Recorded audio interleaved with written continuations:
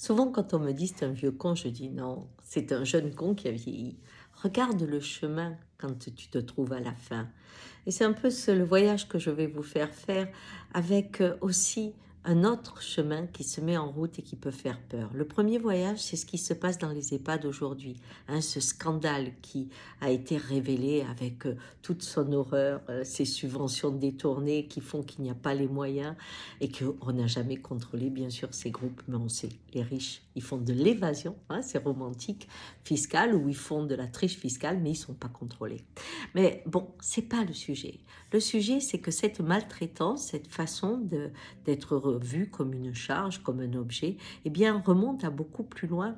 Ils sont la génération, ceux qui sont en EHPAD aujourd'hui, qui a mis le premier pas vers une société moderne, c'est-à-dire individualiste, avec la distraction comme objectif premier et le fait d'assurer sa liberté et son indépendance. Ces 4 critères sont importants. Individualisme, liberté, indépendance et plaisir. Il faut que j'en profite. Le moi est devenu souverain.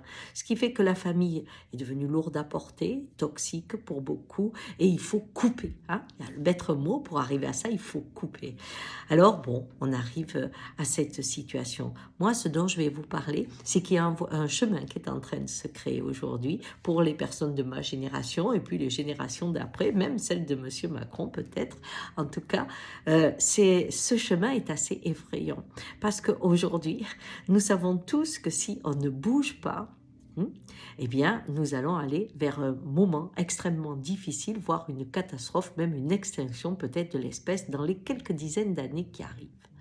Et on ne fait rien parce qu'on continue à se distraire, parce qu'on aime les Jeux Olympiques avec de la neige artificielle, parce qu'on pense à des frontières et à la guerre, à une économie et pas à la réalité du vivant. On ne change pas la trajectoire, on continue dans cette même génération qui veut de l'individualisme, de l'argent, des distractions et surtout ne pas s'accorder avec le vivant.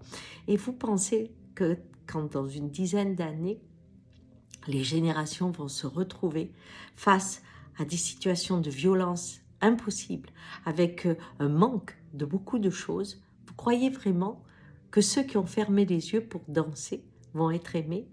Eh bien là, je crois qu'on va vers une génération haïe.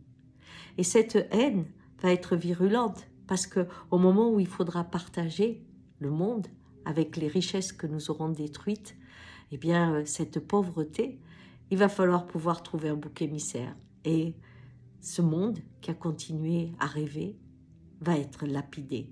Et c'est la haine dans les yeux des enfants que l'on va trouver. Car les générations de Greta ne nous rateront pas à ce moment-là. Alors peut-être que la vie est bonne mère et qu'elle nous a envoyé le monde des EHPAD avec cet individualisme qui tue la communauté.